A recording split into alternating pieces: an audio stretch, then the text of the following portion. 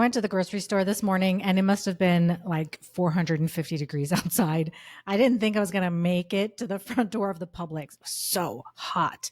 And when the automatic door slid open, I practically fell inside and I took this big gasp of air like the air conditioning was saving my life. But what I noticed in that burning hot walk from the car to the door was that summer has a smell. You notice that? Like in the heat, in the sun, there's a summery smell in the air. And I remember that smell from every summer that we've lived here in Miami. And I also remember how summer can start off really strong. I have a plan, we have a schedule, I've got the camp forms lined up, I'm doing groceries on schedule, I've got the annual checkups in our calendars. But then all of a sudden it's 5:17 p.m. on a Tuesday in late July, and what's for dinner is still a mystery for me. We've got wet pool towels, sun drying across every chair, and the permission slip that I swore I'd turn in for this week's summer camp field trip is still in the cup holder in my car. And all of a sudden, summer freedom feels more like summer free fall, like I'm floating a little bit because the schedule that I had at the start of the summer has slipped.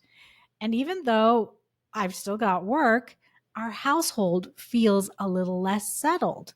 There's more clutter and later nights, more meals to figure out since there's no school. It might feel like things are starting to slip out of control, and you kind of have to figure this out before school starts again.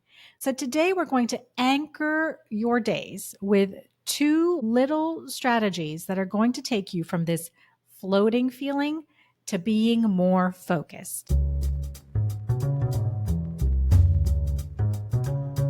So today we're tapping into pillar 4 of organizing for beautiful living, which is work to live well. And that's all about getting the right things done.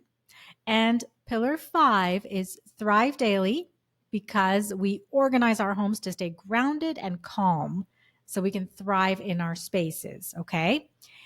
Now, in May of this year, a poll of millennial parents came out where about 1 in 3 of these parents say that summer is actually their most stressful season.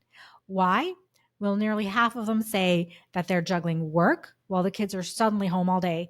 And roughly 4 in 10 of those parents point to the simple fact that their regular household routines just vanish the minute that school's out. I sort of feel that whether you have kids living at home, maybe you're an empty nester, or maybe you're expecting your first child, or you don't have kids at all, I find that summer just has a different cadence to it, right? Things are a little looser. The days are longer. So losing the regular household routines, I think, are not reserved only for parents. All our houses start to feel a little more cluttered, and we start to feel less grounded, a little bit like we're floating from one thing to the next instead of keeping to the routines and schedules that we've been used to during the rest of the year. So why does this floating start to happen? Well, if you have kids, then while the kids are out of school, all your schedules shift weekly. Or maybe there are vacations and visitors in your house, and so your routines dissolve. And long daylight hours lead to later bedtimes. So now there's a morning lag that you've got to deal with. The result of all this is that decision fatigue spikes. Like, you get tired of having to make decisions about all these different things that are happening in your household right now, and your surface clutter multiplies. And like I said, this was a common occurrence for me. And I have two simple strategies, two simple ways to reground your home this summer. Okay, strategy 1 is the simple single. You've heard me explain how the simple single helps everyone in my house find their stuff in episode 58. And I'll put the link to that episode in the show notes so you can take a quick listen. And here I'm using that same concept of the simple single to get grounded again. And it's simply this: pick one anchor task each morning. A simple single anchor task. It should be something you really need to get done, right? Like, it's going to make you feel accomplished and feel good if the only thing that you totally get done today is this one anchor task. So maybe it's print out the camp forms and fill them out, or return an Amazon box, clear the kitchen island, buy new bug spray. Or maybe it's just take a shower. Listen, I know how it is. Okay. There is no judgment here. So each day have one anchor task. Then decide when you're going to get it done. Maybe you just want to bang it out first thing in the morning so you don't have to think about it anymore. Or you might want to block a 15-minute window in your calendar with an alert that'll pop up and all that. And just do it, do that thing and get that one task done. Now, for me, it was enough that I just got it done. But for you, maybe you might want to micro celebrate that. Maybe you'll feel great when you check it off your to-do list or scratch it off. A lot of people like to do that. Or maybe you just want to text a friend and let them know you got it done. Why does this work to reground you and your home and the entire household? Well, because it reduces your mental load and your decision fatigue. You've chosen one thing that's going to make you feel good about getting it done today. And that builds your confidence momentum, right? And just one task is a small hill to climb versus looking at the entire week in front of you and seeing a mountain of to-dos. So the one anchor task a day also keeps tasks that are higher priority more visible within all of this summer unpredictability. And strategy 2 is getting your tasks done on autopilot. And this is how I stopped spinning my wheels and actually got stuff done in the summers, right? Because sometimes once I got my anchor task done, I still didn't feel fully grounded because there were so many other things that had to get done each week. So, how do you wrap your head around the rest of the tasks that you want to do each week without drowning in decision fatigue? Well, you put all these other tasks on autopilot, and it's pretty easy to do this. So, step 1 is to do a brain dump.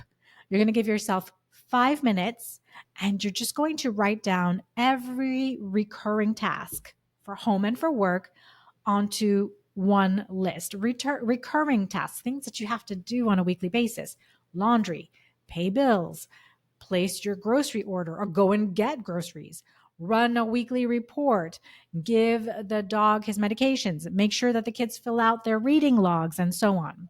Now, this should be a brain dump. Don't overthink it. Just throw everything down on here. You'll find that some of the tasks that you write down are anchor tasks. Those might pop up. And others are just recurring tasks. And you could have a list of 20 tasks or 50 or more written down when you're done. Step 2 is to triage that brain dump list. So skim down that list and go ahead and delete the non-essential stuff. It's summer. Do you really need to clean out the garage right now? Or could it wait until the weather is a little milder? So you'll either delete and then you'll continue to skim and you will delegate any shareable tasks. So if your mom can drop off the donations this week when she's on her way to do her groceries, then ask her for help. If someone else can watch the kids in the pool while you go and get the groceries for a couple of hours, go ahead and ask them. By the way, you want to be ruthless about deleting stuff that isn't necessary for you to get done. If it doesn't keep the boat afloat or move it forward, it should be gone. You want to have as few of these recurring tasks or chores, right, as possible each week. So if you don't need to clean the full guest bathroom every single week because you're not going to have guests over, then delete that and just, clean the toilet and the sink. If you can have the groceries delivered instead of you spending the 2 hours going there, doing the shopping and coming home, then delete, go get groceries from your list, and you're just adding order groceries. You just want the essential tasks on your list, okay? And step 3 is to batch and assign days. So batch are your tasks like with like. Maybe all your kitchen tasks will be done on Tuesday, all your admin tasks for work on Thursday, and all your errands will be on Friday afternoon. Choose realistic days to get all of these tasks done that respect your energy levels, right? I mean, don't ask me to clean the kitchen on a Sunday morning. That's not a high energy time for me, and it'll take me twice as long to get it done than any other time. And I'll be super grumpy doing it too. Now, if you happen to miss a task on a particular day, then just slide it to another day. There's no shame in that.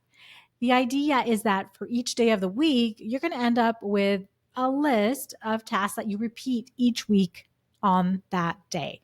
It's not an infinite list, it's a very contained one. If you want to see mine, I'll put a link in the show notes and you can grab it. It's super simple, just a bullet point list under each day. So there's no more decision fatigue every day of the summer anymore. You wake up, you see what you're going to be doing, and it becomes automatic on autopilot. Monday's towels day, Friday's groceries. The autopilot list isn't about being rigid, though. It's about removing 100 tiny decisions so you can think a bit more clearly. You can print out your autopilot list and post it in the kitchen or next to your computer, or you can put each recurring task on your phone's reminders app, let's say, or write them into your paper planner. And here is how you'll use your autopilot list to really get these tasks on autopilot for you. So you're not floating around anymore, unsure about what to do next or what the schedule should be to get the family room decluttered before your guests arrive. So in the morning, maybe while you're having breakfast, glance at your autopilot list to confirm today's routine, your autopilot tasks. Then name your simple single one anchor task, which is going to guarantee you a forward movement, a forward win. And in the evening, you do your quick 2x5 tidy, like we talked about in episode 66. That resets the stage for tomorrow. Okay? So here's a tiny challenge for you to get this going. Tonight, after the kids are in bed, do a 5-minute brain dump of every repeating task you can think of during your summer. Then tomorrow morning, choose your first simple single anchor task and either do it right away or put time in your calendar to commit to getting it done. Okay? Doing the triage of the tasks and batching and scheduling them will take about 10 minutes tops, and you could do that afterwards. So think about what you've done when you set this into motion, your daily simple single anchor task and your weekly autopilot list. You are moving from floating to flowing, from wondering how and when you're going to get to dinner made to knowing you've got groceries in the fridge on the pantry to pull together a simple meal anytime. And you can do that without sacrificing summer spontaneity. So a quick recap of how to reground your home this summer if you've lost your routines a bit. First, choose a daily simple single anchor task and complete it. And second, create your weekly autopilot tasks list to reduce decision fatigue during the summers when your schedules are looser and your house is feeling a little more cluttered and disorganized. And you'll do that by doing a big brain dump of every recurring task you can think of that you need to get done every week. You delete any unnecessary tasks, like really delete anything that isn't essential to you and your family right now, and then delegate what you're able to lighten your load. And then batch like with like tasks and assign a day to each of these batches. Be flexible. Do what feels right for you and your family. I mean, I don't do all of our laundry on a single day of the week. Instead, I do small loads almost every day so that the loads are quicker and simpler to manage. So I do towels on Monday, usually, and sheets on Friday, usually, but everything is flexible. If I don't get to the sheets on Friday, then they'll make it to the washer on Saturday.